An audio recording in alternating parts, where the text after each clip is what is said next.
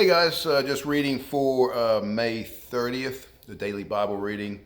Again, had some technical difficulties, so here goes. We're going to be reading from the One Year Bible. So we'll be reading a little bit of Old New Testament and some Psalms and Proverbs. We are starting with 2 Samuel 15, verses 23 onwards. So here goes. Verse. Everyone cried loudly as the king and his followers passed by. They crossed the Kidron Valley and then went out toward the wilderness. Zadok and all the Levites also came along, carrying the Ark of the Covenant of God. They sat down the Ark of God, and Abiathar offered sacrifices until everyone had passed out of the city.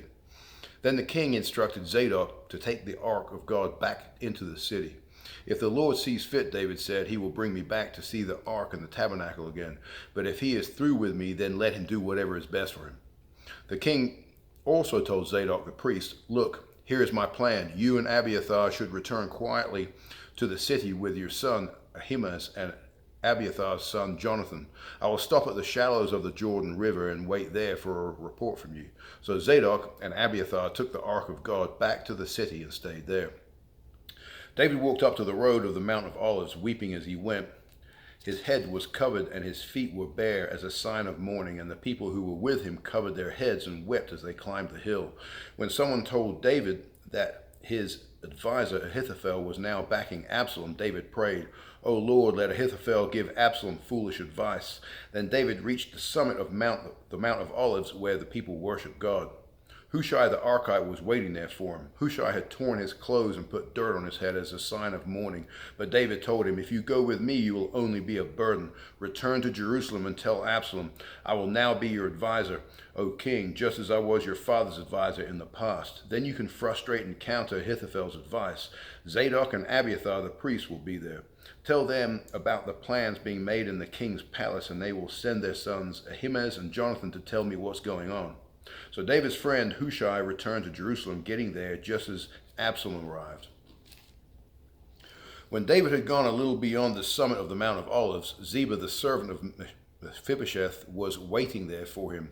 He had 2 donkeys loaded with 200 loaves of bread, 100 clusters of raisins, 100 bunches of summer fruit, and a wineskin full of wine. What are these for? The king asked Ziba. Ziba replied, these donkeys are for the king's people to ride on, and the bread and summer fruit are for the young men to eat. The wine is for those who become exhausted in the wilderness. And where is Mephibosheth, Saul's grandson? The king asked. He stayed in Jerusalem, Ziba replied. He said, today I will get back the kingdom of my grandfather Saul. In that case, the king told Ziba, I give you everything Mephibosheth owns. I bow before you, Ziba replied. May I always be pleasing to you. May the Lord, my lord the king.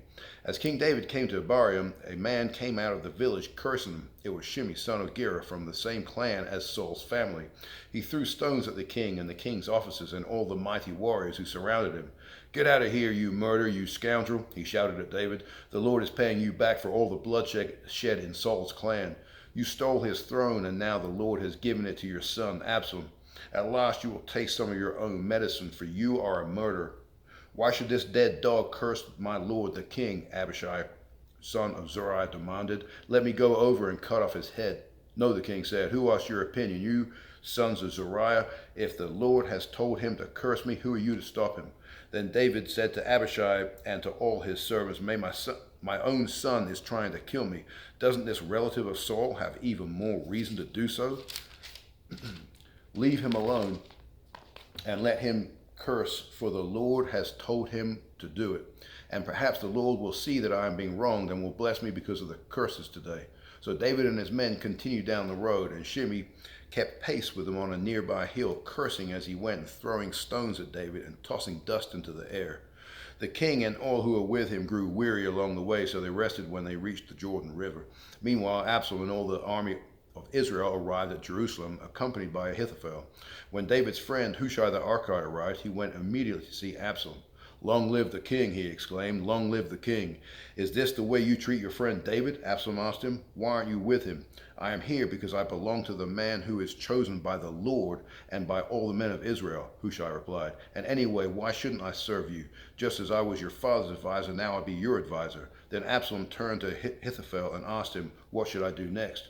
Ahithophel told him, "Go and sleep with your father's concubines, for he left them here to look after the palace. Then all Israel will know that you have insulted your father beyond hope of reconciliation, and they will throw their support to you."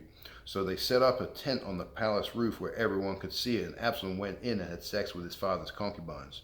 Absalom followed Ahithophel's advice just as David had done, for every word Ahithophel spoke seemed as wise as though it had come directly from the mouth of God. Okay, we're going to be reading from John 18, verse 18-25. Meanwhile, as Simon Peter was standing by the fire warming himself, they asked him again, "You're not one of his disciples, are you?" He denied, saying, "No, I am not." But one of the household slaves, the high priest, a relative of the man whose ear Peter had cut off, asked, "Didn't I see you out there in the olive grove with Jesus?" And Peter denied it, and immediately a rooster crowed. Jesus' trial before Caiaphas ended in the early hours of the morning. Then he was taken to the headquarters of the Roman governor. His accusers didn't go inside because it would defile them and they wouldn't be allowed to celebrate the Passover. So Pilate, the governor, went out to them and asked, "What is your charge against this man?" "We wouldn't have handed him over to you if he weren't a criminal," they retorted. "Then take him away and judge him by your own law," Pilate told them. "Only the Romans are permitted to execute someone," the Jewish leaders replied. This fulfilled Jesus' prediction about the way he would die. Then Pilate went back into his headquarters and called for Jesus to be brought to him. "Are you the king of the Jews?" he asked him. Jesus replied, "Is this your own question, or did others tell you about me?" "Am I a Jew?" Pilate retorted. "Your own people and their leading priests brought you here to me for trial. Why? What have you done?" Jesus answered, "My kingdom is not an earthly kingdom. If it were, my followers would fight to keep me from being handed over to the Jewish leaders. But my kingdom is not of this world." Pilate said, "So you are a king?" Jesus responded, "You say I am a king. Actually, I was born and came into the world to testify to the truth. All who love the truth recognize that what I say is true." "What is truth?" Pilate asked. Then he went out again to the people and told them, "He is not guilty of any crime, but you have a custom of asking me to release one prisoner each year at Passover. Would you like me to release this king of the Jews?" But they shouted back, "No, not this man. We want Barabbas." Barabbas was a revolutionary. Then Pilate had Jesus flogged with a lead-tipped whip. The soldiers wove a crown of thorns and put it on his head, and they put a purple robe on him. "Hail to the King of the Jews," they mocked as they slapped him across the face. Pilate went outside again and said to the people, "I am going to bring him out to you now, but understand clearly that I find him not guilty." Then Jesus came out wearing a crown of thorns and the purple robe, and Pilate said, "Look, here is the man." When they saw him, the leading priests and temple guards began shouting, "Crucify him, crucify him." "Take him yourselves and crucify him," Pilate said. "I find him not guilty." The Jewish leaders replied, "By our law he ought to die because he called himself the Son of God." When Pilate heard this, he was more frightened than ever. He took Jesus back into the headquarters again and asked him, "Where are you from?" But Jesus gave no answer. "Why don't you talk to me?" Pilate demanded. "Don't you realize I have the power to release you or crucify you?" Then Jesus said, "You would have no power over me at all unless it were given to you from above. So the one who handed me over to you has the greater sin." Then Pilate tried to release him, but the Jewish leaders shouted, "If you release this man, you are no friend of Caesar. Anyone who declares himself a king is a rebel against Caesar." When they said this, Pilate brought Jesus out to them again. Then Pilate sat down on the judgment seat of the platform that is called the stone pavement, in Hebrew, Gabbatha.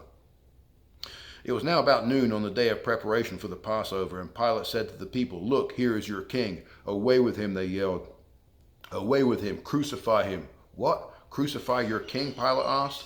"We have no king but Caesar," the leading priests shouted back. Then Pilate turned Jesus over to them to be crucified.